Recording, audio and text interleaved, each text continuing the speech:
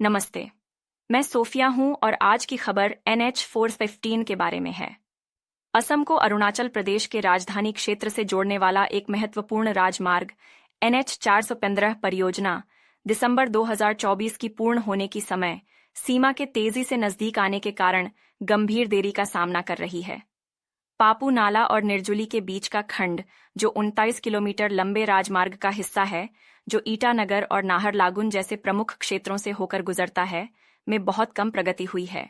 इसने राज्य सरकार और इसमें शामिल ठेकेदारों मेसर्स टीके कंसोर्टियम प्राइवेट लिमिटेड और मेसर्स वुडहिल शिवम जेवी दोनों की जवाबदेही के बारे में गंभीर चिंताएं पैदा की हैं।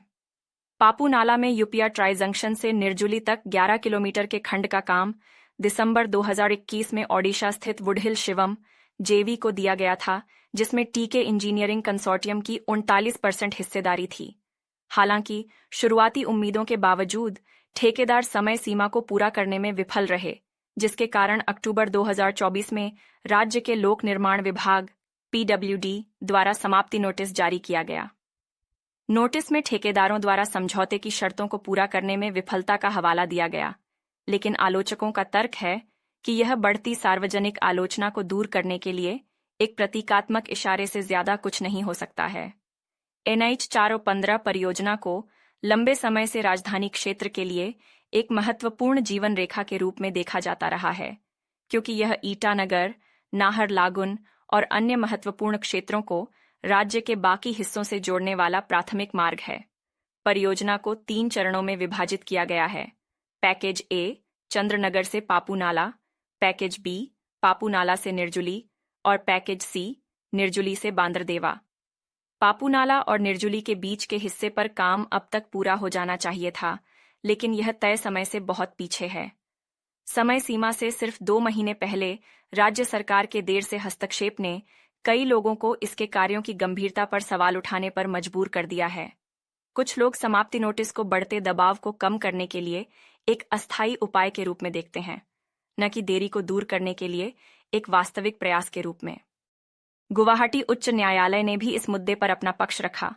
न्यायमूर्ति कल्याण राय सुराना और न्यायमूर्ति करदक एटे ने राज्य सरकार को 26 अक्टूबर 2024 तक परियोजना की प्रगति पर एक स्थिति रिपोर्ट प्रस्तुत करने का आदेश दिया। सरकार इस समय सीमा को पूरा करने में विफल रही, जिसके कारण न्यायालय ने जुर्माना लगाया और प्रशासन की लापरवाही को उजागर किया। इसके अलावा सुनवाई में वुडहिल शिवम के कानूनी प्रतिनिधि की अनुपस्थिति ने ठेकेदारों की ओर से गंभीरता की कमी को उजागर किया। विवाद को और बढ़ाते हुए ठेकेदारों द्वारा फेंके गए मलबे ने भूस्खलन और भूस्खलन का कारण बना, जिससे मौतें हुईं और राजमार्ग को और नुकसान पहुंचा। अतीत में एक प्रमुख स्थानीय ठेकेदार टीके इंजीनियरिंग की घटिया काम के लिए आलोचना की गई थी। फिर भी यह देरी और सुरक्षा मुद्दों के अपने इतिहास के बावजूद बड़े पैमाने पर परियोजनाओं में शामिल होना जारी रखता है। सर्दियों में काम का मौसम शुरू होने के साथ ही सवाल बना हुआ है, क्या सरकार और ठेकेदार NH 415 को समय पर और आवश्यक मानकों के अनुसार पूरा करने के लिए आवश्यक कदम उठाएंगे?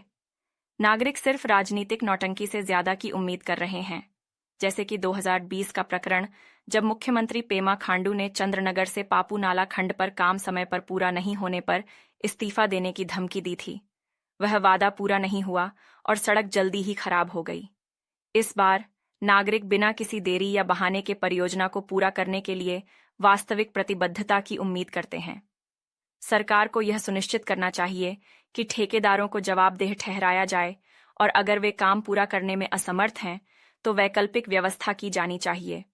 अरुणाचल प्रदेश के लोग एक सुरक्षित, विश्वसनीय राजमार्ग के हकदार हैं, न कि खराब तरीके से निर्मित अल्पकालिक समाधान जो दबाव में ढह जाता है। दिसंबर 2024 की समय सीमा के करीब आने के साथ निर्णायक कार्रवाई की आवश्यकता है। खोखले वादों और दोष स्थानांतरण का समय खत्म हो गया है।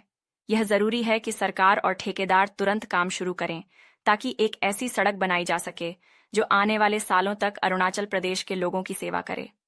यह खबर यहीं समाप्त होती है। हमारे साथ बने रहें। हमारे चैनल को लाइक और फॉलो करें। धन्यवाद।